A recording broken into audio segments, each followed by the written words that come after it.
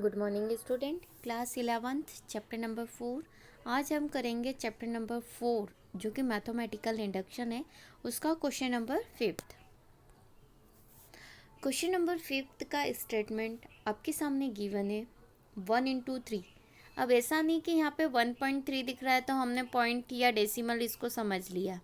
ये 1 इंटू 3 है, plus 2 into 3 square, plus 3 into 3 की power 3, plus up to n dot मतलब multiply 3 to the power n equals to RHS part है आपका in bracket 2n minus 1 into 3 to the power n plus 1 plus 3 divided by 4।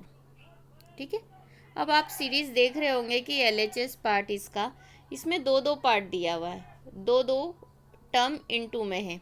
तो पहली वाली term आप देखेंगे तो 1 2 3 4 अप टू n, मतलब पहली वाली टर्म में एक एक नंबर बढ़ रहा है, राइट।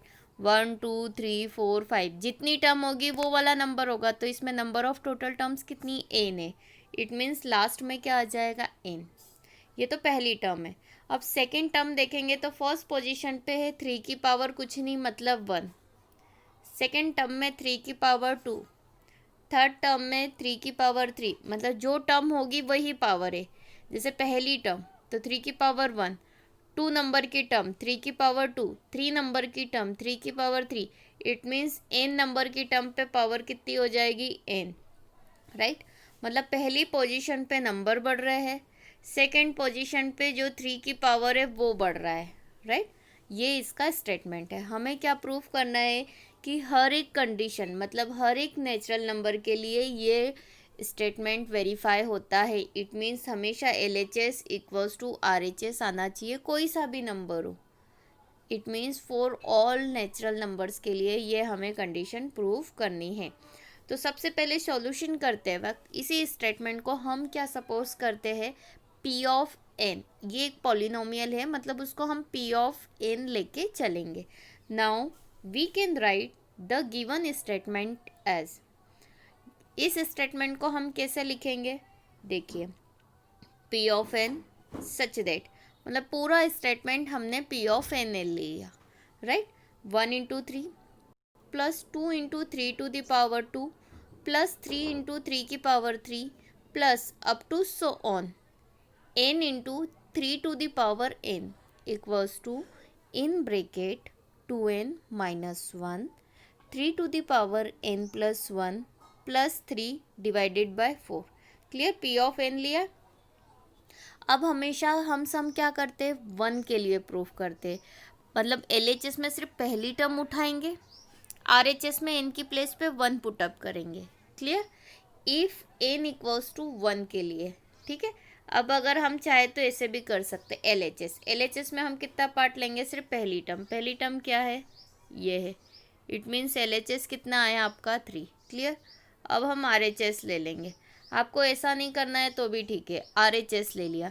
RHS में n की प्लेस पे हमने क्या रखा 1, तो ये हो जाएगा 2 इंटू 1 मतलब 2 माइनस 1 हो गया यहाँ पे, 3 की पावर n प्लस 1 मतलब 1 प्लस 1 कितना हो गया 2 प्लस 3 डिवाइडेड बाय 4।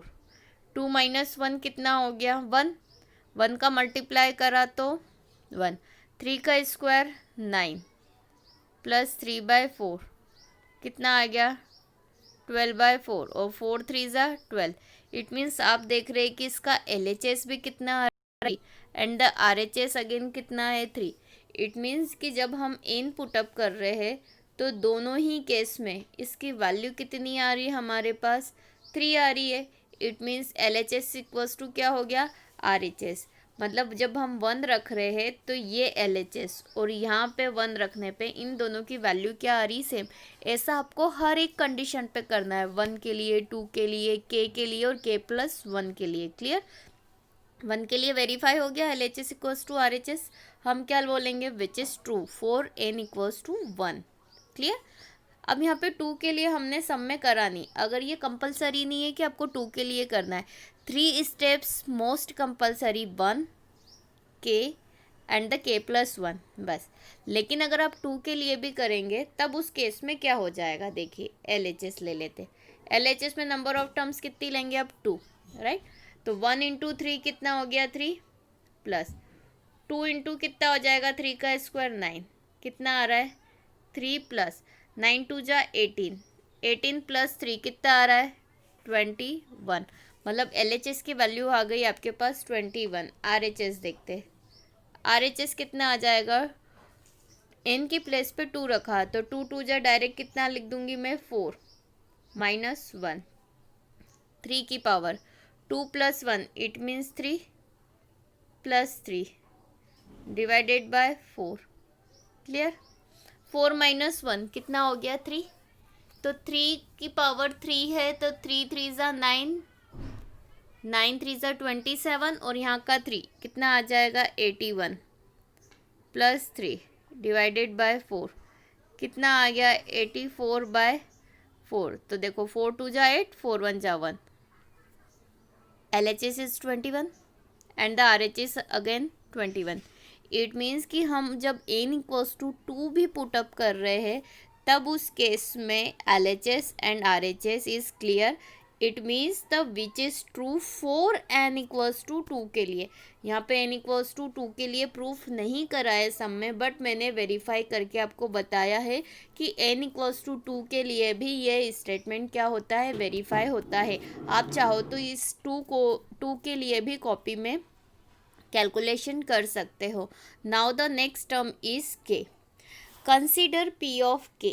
अब मैंने आपको पहले ही बोला था कि जो स्टेटमेंट है आपको पूरा एज इट इज़ लिखना है, बस वहाँ पे n की प्लेस पे k डायरेक्ट लिखना है और क्लियर लिख देना है विच is true and the equation number first.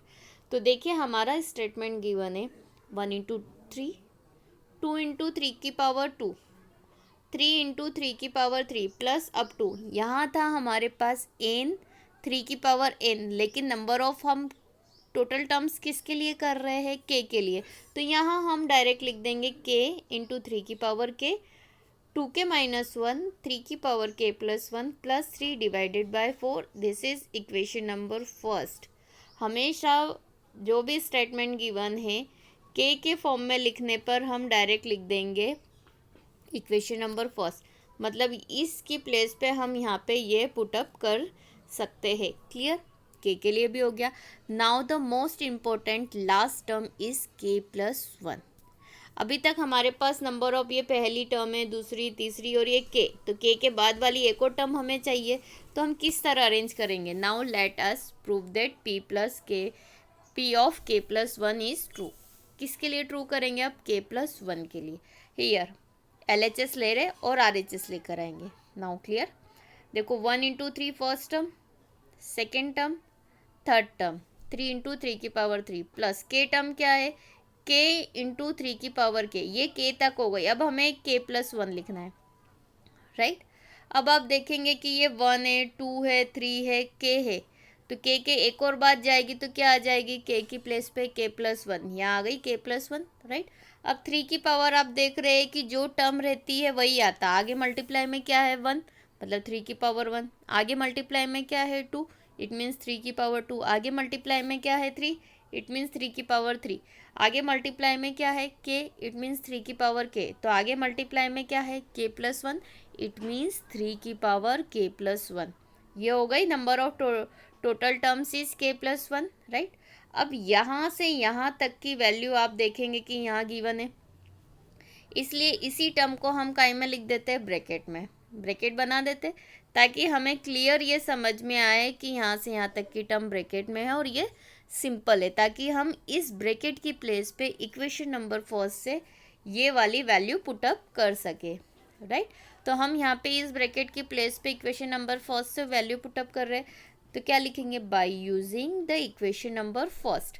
अब देखिए इस ब्रैकेट की प्लेस पे मैंने क्या लिख दिया है, ये लिख दिया है 2k minus 1 multiply by 3 to the power k plus 1 plus 3 divided by 4 and the last term ये as it is, clear.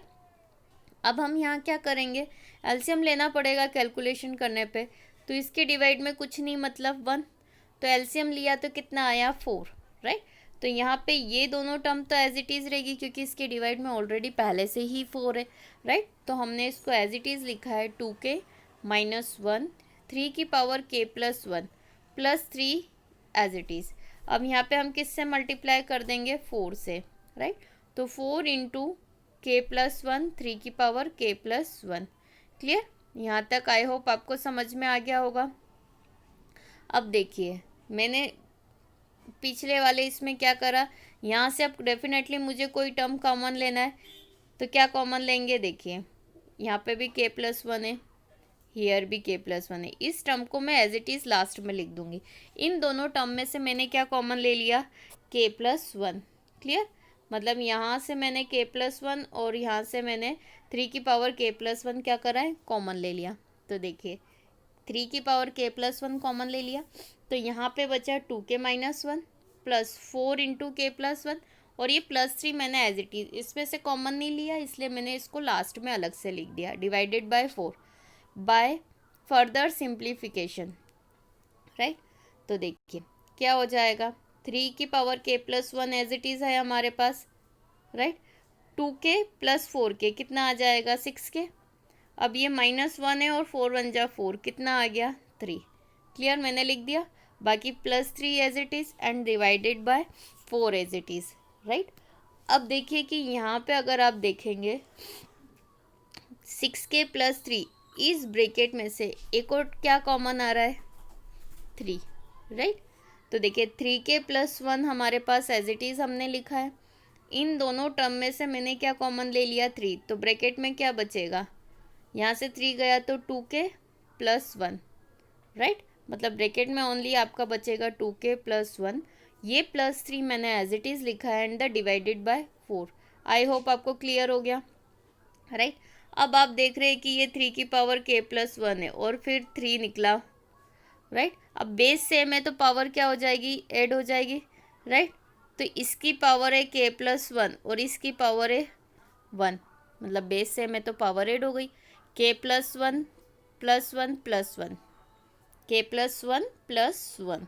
Clear, ये आ गई। तो देखिए यहाँ पे ये लिखा हुआ है, मैंने इन दोनों का कैलकुलेशन करके यहाँ पे ये लिखा है कि k plus 1 plus 1 base same है इसलिए पावर ऐड हो गई। क्लियर, अब 2k plus 1 plus 3 divided by 4 as it is मैंने लिखा है। क्लियर, अब देखिए मैंने ये टर्म को, ये जो 2k प्लस 1 है इसको मैं क्या लिख सकती हूँ, 2 इंटू k प्लस 1 माइनस 1।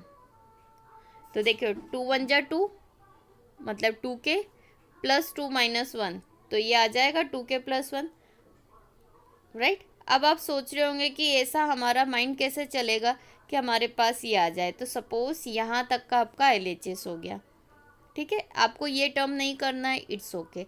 अब हम क्या ले लेंगे, RHS ले लेंगे, राइट। RHS हमारे पास क्या था, देखिए यहाँ देखते हैं, RHS है हमारे पास 2n माइनस 1, n की जगह क्या रखेंगे, k प्लस 1 के लिए कर रहे हैं तो k प्लस 1 रखेंगे, राइट। k प्लस 1 हम यहाँ रख देते हैं, राइट।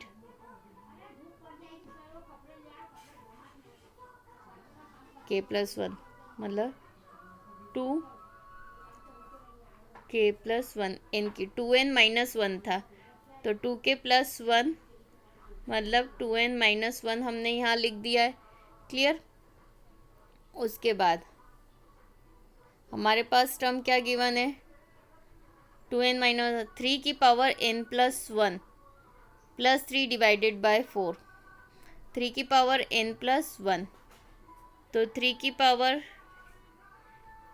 n प्लस 1, तो n की जगह k प्लस 1, फिर अगेन क्या आ जाएगा, plus 1 plus 3 divided by 4, right.